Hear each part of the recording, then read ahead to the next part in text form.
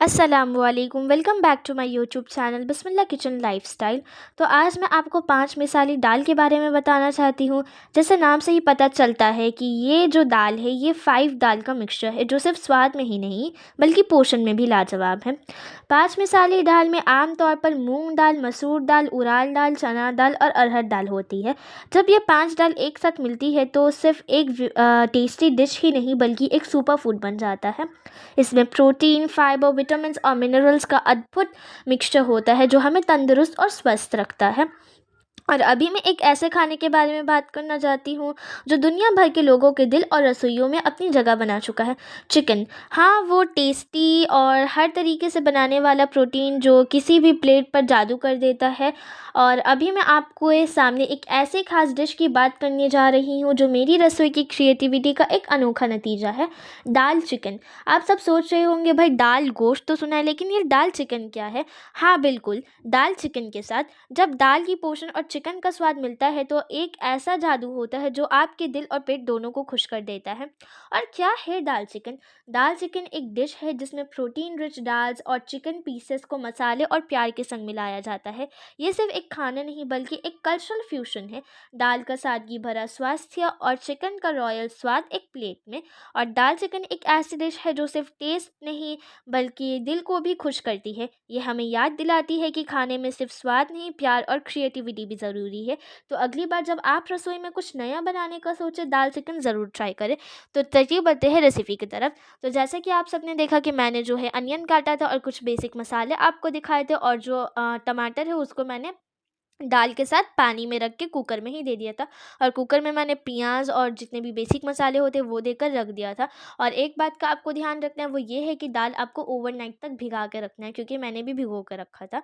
और यहाँ पर जो चिकन मैंने लिया है इसमें हम लोग सारे बेसिक मसाले हाफ़ हाफ़ टेबल स्पून करके लेंगे। जी हाँ, जीरा, धनिया, नमक स्वाद अनुसार। बाकी जितने भी सब हम लोग हाफ़ टेबल स्पून करके मैरिनेट करके रख देंगे, क्योंकि इससे पहले ही हमने दाल में जो है मसाले वगैरह मिला कर रख दिए थे। और यहाँ पर हम लोग फिर से प्याज काट रहे। अब ये प्याज जो है आपको फाइनली चॉप करना है। जी हाँ, पीसेस में कट करना है, क्योंकि ये हम लोग दाल में नहीं देंगे, ये हम लोग चिकन के साथ पकाएंगे। तो अभी मैं आप लोगों को एक ऐसे शख्स के बारे में बात करना चाहती हूँ जिनकी मौत का वाक़या हो सकता है कि आप सभी को ना पता हो। उनको शहीदों का शहीद कहा जाता है।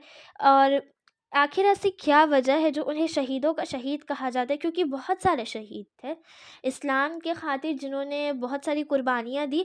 वो बहुत सारे शहीद थे, जैसे हज़रत हसन, हज़रत हुसैन और भी बहुत सारे शहीद हैं। और ये जो शख्स के बारे में मैं अभी बात करना जा रही हूँ वो है हज़रत हमज़ा, जो हमारे हुज़ूर सल्लल्लाहु अलैहि वसल्लम के चचा थे। दरअसल क्या हुआ था, इस्लाम की पहली जंग का नाम जंग बदर था।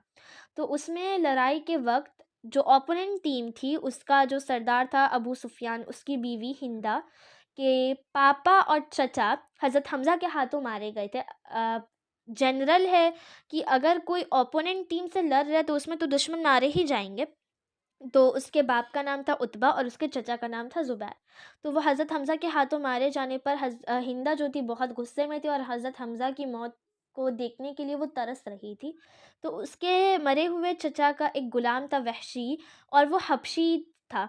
तो उसने हिंदा ने उसको कहा कि अगर तुम हज़रत हमज़ा को मार दोगे उहद की लड़ाई में, तो मैं वो उसे छोड़ देगी, यानी हज़रत हमज़ा की मौत के बदले वो उसको आज़ादी देगी।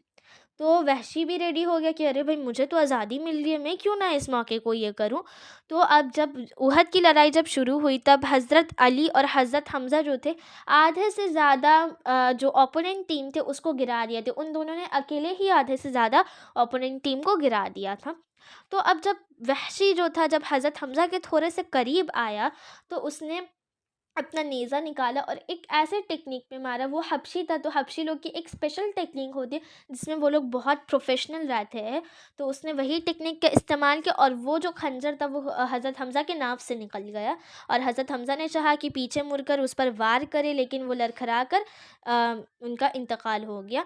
एंड देन हिंदा ने पता है क्या किया था, जो मुसलमान जो पड़े हुए थे मर कर यानी इंतकाल होकर पड़े हुए थे मैदान में, उसने उसका नाक काटा, कान काटा और माला बना बना के अपने गले में उस हार को दे दिया, नाक और कान का माला, वो भी एक मुर्दे का।